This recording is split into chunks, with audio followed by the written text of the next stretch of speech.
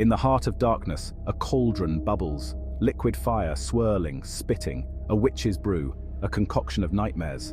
Such brews are the stuff of legends, whispered warnings, passed down through generations. They speak of power, of magic, of things best left undisturbed. The scent of wood smoke and strange herbs hangs heavy in the air. A lone crow calls, its cry echoing in the stillness. Something wicked this way comes. The witch's brew is more than a mere potion. It is a symbol, a gateway to the unknown.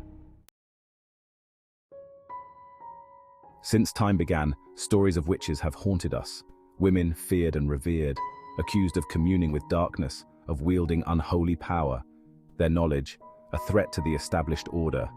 The image of a witch, hunched over a bubbling cauldron, is etched in our collective memory. These tales often served a purpose, to control, to subjugate, to instill fear. Yet beneath the surface lies a deeper truth, a recognition of the power that women, particularly those living outside societal norms, have always held. The power of knowledge, of healing, of the earth itself. Deep in Hallows Wood, a hag brewed her potions. The forest was dense, with trees so tall they seemed to touch the sky, their branches intertwining to form a canopy that blocked out the sun. The air was thick with the scent of damp earth and decaying leaves, and the only sounds were the rustling of the wind and the occasional hoot of an owl. Old Meg, they called her. Feared her too. She was a figure of legend, a story told to frighten children into obedience. But to the villagers who lived on the edge of the wood, she was all too real. They spoke of her in hushed tones, their eyes darting nervously to the dark line of trees that marked the forest's edge. Her cauldron, a rusty iron monstrosity, simmered constantly. It was said to be older than the oldest tree in the forest, a relic from a time when magic was more common. The cauldron was always filled with a bubbling, foul-smelling brew, and the villagers whispered that it was the source of her power. Strange ingredients went into its depths, eye of newt perhaps, or tongue of viper. But there were other, more sinister components as well. The bones of small animals plucked from the forest floor, the feathers of ravens black as night, and sometimes, it was said, even the hair or nails of those who had crossed her. No one dared to look too closely. The path to her hut was overgrown and treacherous, winding through the darkest parts of the forest. Those who ventured too close often found themselves lost, wandering for hours before they stumbled back to the safety of the village. Those who dared to approach her hut spoke of whispered incantations, words in a language no one could understand.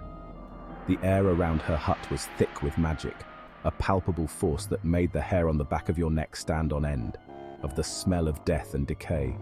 The ground around her hut was littered with the remains of her dark rituals, the decaying leaves and twisted roots a testament to the power she wielded.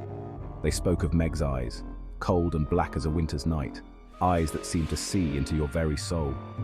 Those who met her gaze often found themselves unable to look away, trapped by the darkness within, and the twisted smile that played on her lips. It was a smile that promised pain and suffering, a smile that sent shivers down your spine. Meg was a creature of the shadows, a being who thrived in the darkness. She moved silently through the forest, her presence felt but rarely seen, her power drawn from the earth itself. The very ground seemed to pulse with her magic, the roots and stones imbued with her dark energy. She was a part of the forest, and the forest was a part of her, an ancient and unbreakable bond. The ingredients of a witch's brew are the stuff of nightmares. Gathered under a moonless sky, steeped in darkness, each one imbued with its own power, its own danger. A single drop of nightshade, deadly as a viper's strike, a sprig of wolfsbane, capable of driving men mad. And then, the more unsettling additions. Bits of bone, whispering tales of forgotten rituals, strands of hair imbued with the victim's life force. For a witch's brew is not merely a potion, it is a conduit, a bridge between the mundane and the magical. Section 5. A Pact in Blood. In the heart of the ancient woods, where shadows dance and whispers linger, a pact is forged in the dead of night. The power of a witch's brew often comes at a price that is not always measured in gold or silver, but in something far more precious. A pact made with dark forces, forces that demand a tribute, a sacrifice that binds the witch to the very essence of her craft. A sacrifice, freely given or brutally taken. Blood, the lifeblood of the innocent or the guilty, It matters not to the dark forces that hunger for it. A soul, bartered in exchange for forbidden knowledge. Knowledge that can bend the very fabric of reality, but at a cost that few are willing to pay. The stories vary, but the underlying message remains the same. Each tale, a cautionary whisper, warns of the peril that comes with wielding such power. Magic is not to be trifled with. It is a force that demands respect, a force that can turn on its wielder in the blink of an eye. Some say the witch must offer a piece of her own soul with each brew, a piece that slowly erodes her humanity, leaving her a hollow shell of what she once was. A slow and agonizing demise, the price of her power.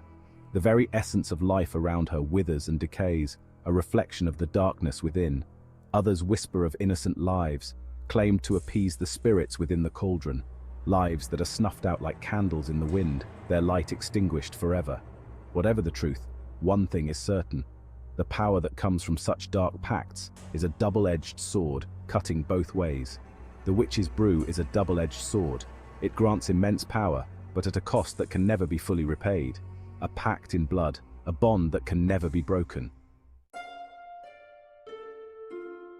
Section 6. Vengeance, served cold. In the depths of a shadowy forest where the trees whispered secrets and the air was thick with foreboding, a tale of vengeance began to unfold. One tale tells of a young woman, scorned by her lover. Her heart, once full of love and hope, was now a vessel of sorrow and despair.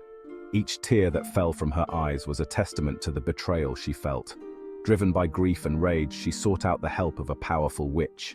This witch, known for her dark arts and mysterious ways, resided in a secluded, dimly lit room filled with ancient potion ingredients and flickering candles that cast eerie shadows on the walls.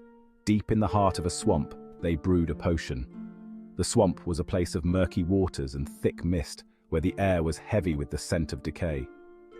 The bubbling cauldron, surrounded by the witch's incantations, was the center of their dark ritual. A concoction designed to bring the lover back, to make him pay for his betrayal. The brew worked. The potion, a shimmering liquid that seemed to pulse with a life of its own, was poured with great care. It was dark and foreboding, a true reflection of the young woman's intentions. But the lover returned twisted, a shell of his former self. His once vibrant eyes were now hollow, and his spirit was broken. He wandered aimlessly, haunted by the memories of his past actions and the dark magic that had brought him back. Consumed by guilt and madness, he took his own life. The weight of his actions and the torment of his twisted existence became too much to bear. In a desolate setting, under a gloomy sky, he found his final resting place, leaving behind a grave that stood as a silent witness to his tragic end. The young woman, consumed by remorse, was left to wander the swamp, forever haunted by the consequences of her actions. The foggy swamp with its dark trees and eerie silence became her eternal prison. Her face, etched with despair, told the story of a soul lost to the darkness of vengeance. She wandered aimlessly, a ghost of her former self, forever seeking redemption that would never come. Section 7. The cauldron bubbles, the potion works. The process of brewing is as important as the ingredients themselves. The cauldron, blackened by countless fires, becomes a vessel for transformation, the witch a conduit between the mortal and the magical. Her will, her intent infused into every drop. Each ingredient added at the precise moment the incantation chanted with the correct inflection. Too much, too little, a single misspoken word. The consequences could be catastrophic. The brew might grant unimaginable power, or it might unleash unspeakable horrors. Section 8. Echoes in the Night. Stories of the witch's brew are more than just spooky tales. They are a reflection of our deepest fears and desires. The fear of the unknown, of the power of the natural world. The desire for control, for revenge, for a taste of the forbidden. These stories remind us that there are things in this world that we cannot understand, forces that we cannot control. They remind us of the consequences of seeking power without understanding the price that must be paid. Section 9. The Price of Power. The witch's brew is a potent symbol. It represents the allure and danger of forbidden knowledge, the temptation to grasp at power, regardless of the cost. It is a reminder that every action has a consequence, and that some things are best left undisturbed. The witch who brews her potions may believe she is in control, but the cauldron has a will of its own. The spirits within, hungry for more than just herbs and bones. They crave power, chaos, despair, and once unleashed, they are not easily contained. Section 10. Beware the brew.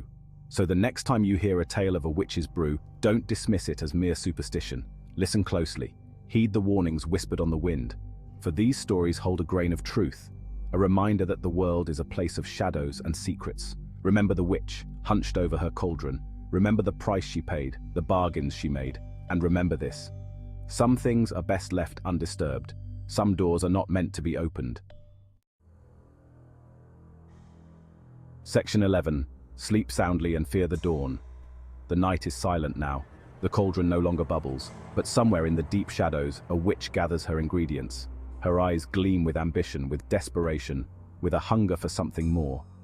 Sleep soundly if you can, but be wary of the dawn, for the witch's brew is always brewing, and it is always watching.